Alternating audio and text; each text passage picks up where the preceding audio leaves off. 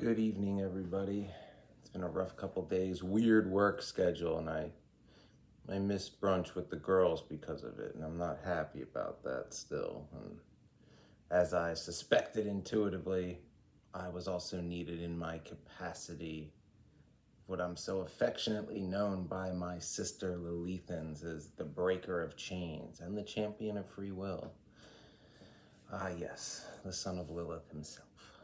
But friend of a friend, apparently ever deteriorating situation with a covert narc.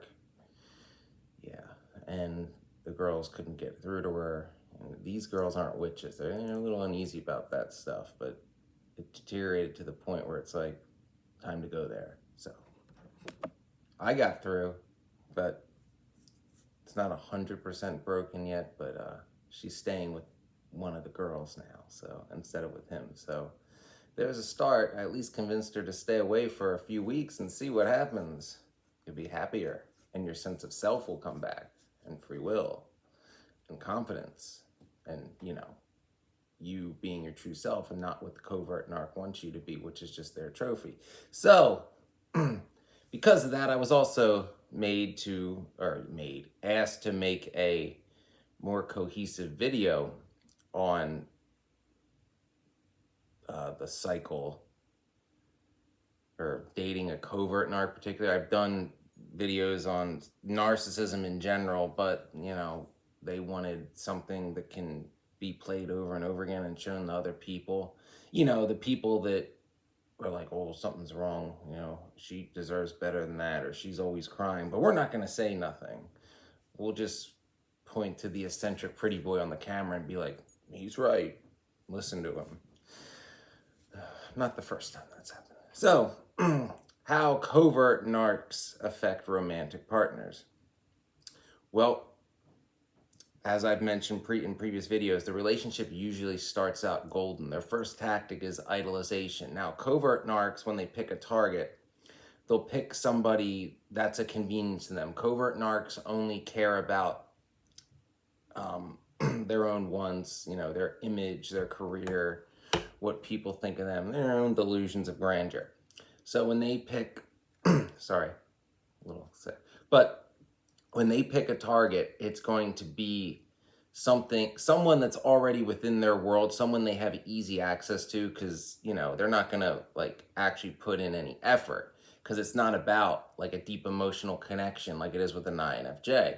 It's about, a trophy, arm candy, things of that nature. And their next step will be they'll seek out somebody that might doubt their self-confidence, their self-worth, maybe just got out of a bad relationship, somebody wounded, somebody hurt, somebody going through a rough time. Then they'll mirror that person's interests. They'll put on the mask and they'll try to be the man that girl wants and try to fool her. And usually narcs don't fool everybody. So in this stage, probably people around her are warning her. But then there's the old, you bring out the best of me and blah, blah, blah, blah, blah, all that. There's another side of him, all those lies. He's getting his hooks in. But as I've said in previous videos, that's a mask. That's a fantasy. It doesn't last, and it quickly sours. Once they know they got their hooks in you, usually after they get you in bed, their true self starts to come out. They may even, here's another covert narc tack I don't think I've talked about. They may even, and often do, will come up with some excuse as to be like, we gotta keep this a secret, because they know people see through them.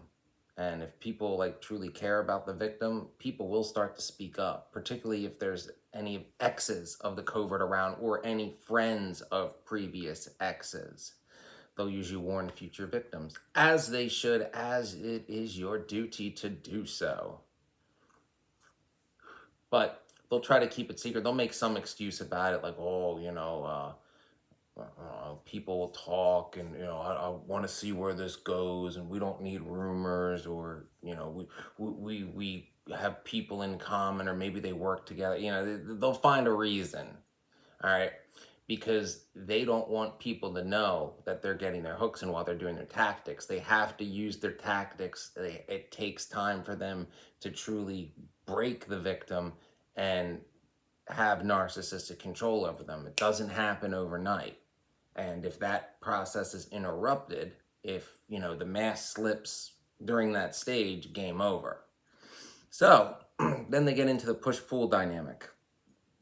They pull, as I said, they pull you into their web by mirroring your interests, mirroring someone else, someone maybe that actually is your type. They're playing a character, and they'll might idolize you at first. They'll be with the like, oh, this is, oh, you're so my type, this and that. But really, if you look through, like if you're able to get intel on a covert narc and what their type is, they don't have one. It's all about their victim is always convenience of that time.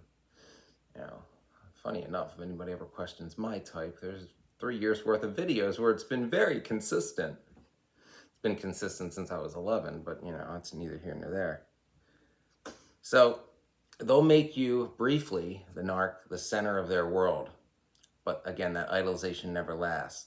And during this process, you must constantly feed their ego about how great they are. They're not going to tell you, like if they give you a compliment about something, you better give at least 2 in return. And they'll try to get you to feel like they're always always on the verge of leaving. They want you to have this constant fear of abandonment because remember, you're so lucky to have the narc and you're nothing without them and they know best. So the manipulation tactics, covert narcissists have mastered the art of emotional manipulation. This is why, one reason why they target emotional people who give all of themselves in a relationship, that have, all or nothing. Like when they're in love, it's all or nothing. INFJs are among them. ENFJs are perhaps the biggest culprit of this. ENFJs also give all of themselves in a relationship, which is what a narc wants. They want their victim to go all in while they just, want them to, feel grateful for the scraps they cast them. This happens to INFJs quite a bit too. I've discussed it in detail with some female INFJs, but it's not my place to say who or, where. But perhaps my biggest victory, freeing somebody, and I'm allowed to mention her, is my friend Amanda. She's an ENFJ. We used to work together, and now she's in law school. She's going to tell her story on the channel at some point. Her schedule's kind of crazy. So another pattern of behavior they exhibit is idolize, devalue, discard. So they'll start to idolize you to get you in the trap. And then they'll start to devalue you because remember, they have an inflated sense of ego and self-importance. So they have to always make you feel like they're doing you a favor. Covert narcs, according to Ollie Matthews, who his father was a covert narc, the people around him growing up, his former in-laws and stuff would describe, and I've heard this from other people, covert narcs are the ultimate salesman. Steal the shirt off your back and make you feel like they did you a favor. That's the covert narc. They build you up to tear you down, and it keeps you unbalanced. But they slightly build you up, but they're not building you up to be the person you want to be. They're tearing you down. They're destroying your sense of self, your free will, to make you into the trophy they desire at that time, because you could be discarded at any moment. Triangulation, a classic narc tactic. Coverts are the best at it, though. Comparing you to exes or new prospects. It seeds insecurity. The covert will make you very insecure about yourself. They will nitpick you. They will always tell you how they can do better or who else is giving them attention or about what exes did. Now, this baffles my mind as a demisexual INFJ because as a demisexual INFJ, I must have a deep emotional connection to even pursue a potential romantic partner. And when I do fall for somebody, tunnel vision. And I don't, mean to get graphic, but because this has happened more than once. But if I'm in love with somebody and some other female that I might even find physically attractive, like strips and tries to jump me, I'll push her away. Yeah. So another one of their biggest plans, and this is later on. This could be after, you've been through the cycle and you realize that you're unhappy the majority of the time. And this will come, this is when future faking comes. So empty promises about your shared future, and they'll give you false hope. This is often accompanied by gifts. This is when they'll go back to that idolization where they make you feel like they pay attention. They really don't unless they can use it as ammo. So they'll give some high dollar meaning gift to be like, oh, I'm sorry, I've been rough patch, blah, blah, blah, because they feel that source of narcissistic supply slipping away. And also, even if they feel like it's near the end, no, you don't leave the covert narc. The covert narc discards you. Everything's on their terms. Everything's on their schedule. Everything's about them climbing their ladder, walking their path, and you're just along for the ride, and you should be grateful to be to be the chosen one on that path, because everybody wants them, and they're the, everything they touch turns to gold. Everybody loves them. In most cases, not really. Covert narcs, other than like, sheeple yes men type, can see through them, at least, if they spend any decent amount of time around them. The problem is that most people are too cowardice to call them out to their face. Not me, but all right.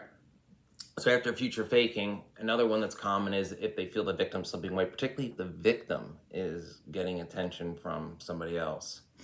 Intermittent reinforcement. Ah, yes. Random breadcrumbs of affection and compliments to keep you hooked. Because remember, they've broken you down to think that their approval is all that matters. Not what you want, not your wants, not your desires, not your hopes, your dreams, but their approval that you're appropriately, serving Pharaoh, because they see themselves as both God and king. That's why I said Pharaoh, Pharaonic Egypt, God and king. There's some power. Dating a covert narcissist is a constant emotional roller coaster. They have a constant need for validation, which leads to wild mood swings. They can be affectionate when they want something from you. Take a guess of what I'm not saying because of the algorithm.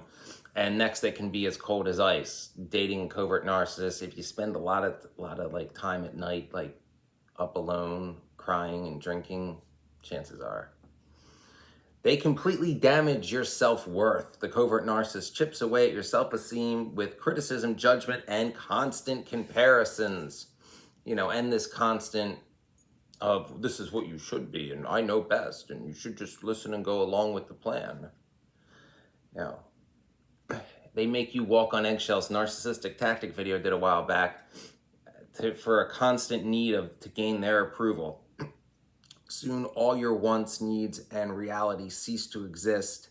There's only this distorted worldview that they created, this distorted worldview where they're the center of the world. And everything will turn to ash and ruin if you dare exert free will and not go along with their master plan. So, ending the cycle. Difficult, actually. It's challenging, but, staying means relinquishing your self-worth and free will. You don't want to do that. And the end game of that is either, if I can be bluntly, it's either self-deletion or life as a slave girl.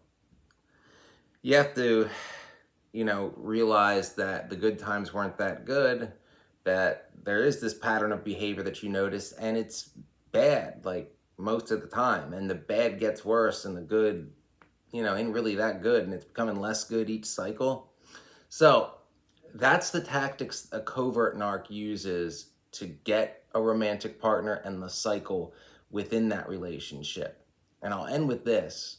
Don't ever believe any type of narcissist or borderline when they say they're going to change. They won't. They don't feel they need to. They see themselves as perfect. It's you that need the change because they know best and they're doing what's best for you. But in reality, you are just a trophy for them to discard whenever they feel like it. You're a convenience. You're, fill in the blank toy, 3-letter word, an X at the end. So, sex toy, that's what I meant to say. But it's all on their terms. Narcissists only love themselves. If you're holding out for this, you'll finally get this grand approval where this almighty godlike being, you know, finally truly loves someone and it's you because your love can save them. It can't. It can't. And I did a video on this and I'm going to mention it now. ENFJs, you can't people please a narcissist into truly loving you. It's just not possible. So listen to the people around you that are telling you to run. If everybody's telling you to run, they can't all be wrong, right?